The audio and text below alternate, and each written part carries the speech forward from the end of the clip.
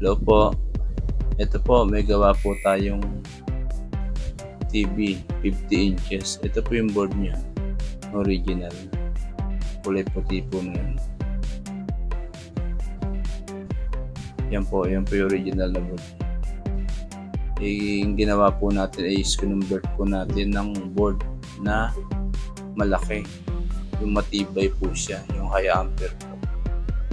Tulad ng ginagawa natin dati, i-convert po tayo. Matibay na po yung board na to, galing po to sa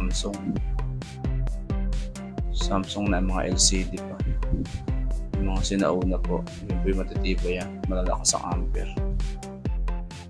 Bihira na po masira yun kahit ibabad po nila. Yung mga modelo po kasi sirain po talaga yan. Malilit lang po ang amperes yan. Malilit na rin po yung pyesa. Yung mga sinauna po malalaki talaga. Yan po, nag-wiring po tayo sa isa dyan. May 5 volts, 12 volts, 24 volts. Saka yung PS on niya. Medyo mahirap din pong wiringan siya kasi masira po yan. Kung nagkamali po tayo dyan, hindi na po yung under yung TV. Sisira na po yun. Sisira po yung mainboard niya. Yan, doble ingat din po pag-wiring ko dyan. Sinusigurado po na natin bago natin isaksak siya. Yung tama yung wiring niya. Yung po yung mainboard niya. Nandiyan lang po yung power supply na original. Saka mapayat po siya. Makikita nyo naman po. Low amperes lang po siya.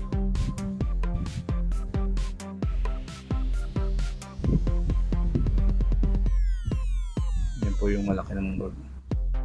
Tibay na po yan. At ibabad niya na po yan. Hindi po masyadong iinit yan. Ilagay po tayong relay sa power supply sa backlight. Para nakabukod po yung backlight niya. Tulad ng ginagawa natin sa mga TV. Na kino-convertan, may backlight sa camera relay po ito talaga.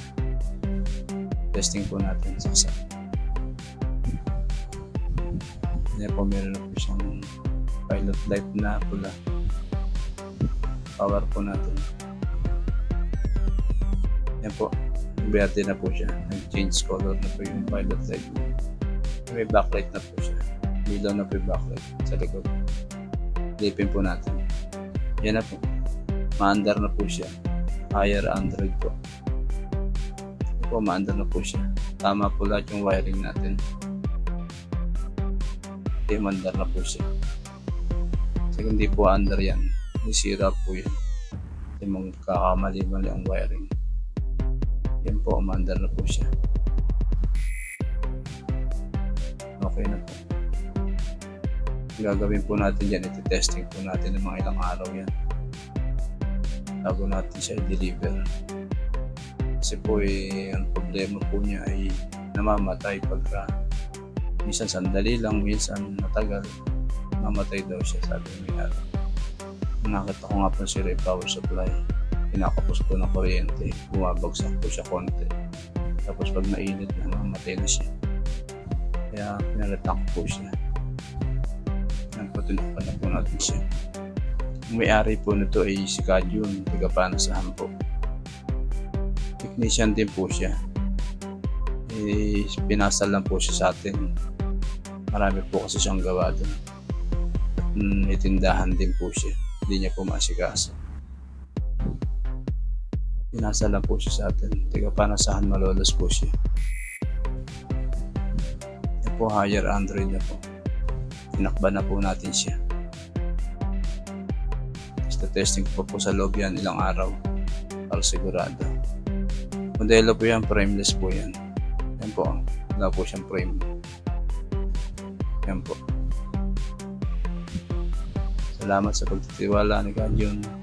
Isa po siyang technician. Atin po siya nagdala, TV. Atin po pinagawa. Yan na po. Deliver na po natin. Baba po natin sa sasakyan.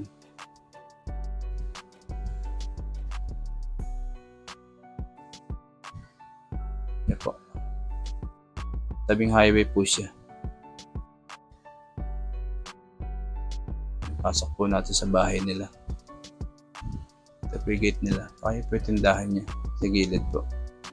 Marami pong bumibili sa kanya dyan. Hindi lahat. Mga soft drinks, marami siyang stock sa likod. Yan, mga debote. Doon po yung gawaan niya sa pinakagitna po. Dalhin po natin to. Yan po. Yung pinakagawaan niya po yan.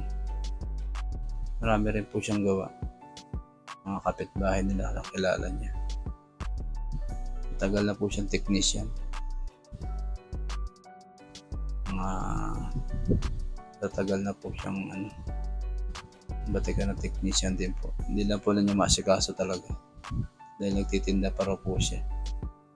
Yan din niya na mahawakan. Kaya pinagawa po sa atin.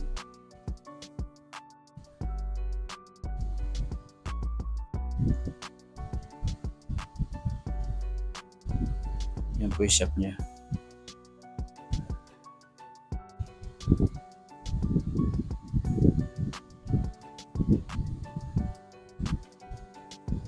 Maraming salamat kay Kajun at sa mga nagpapagawa. Maraming salamat sa inyo. May number po kami dyan. Tawag lang po kayo. Text kayo. Sakaling magpapagawa po kayo. Pwede po kami pumikap kahit malalaki po siya. PM lang po kayo.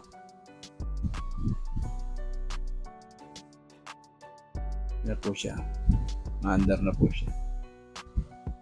Maraming salamat po sa Diyos.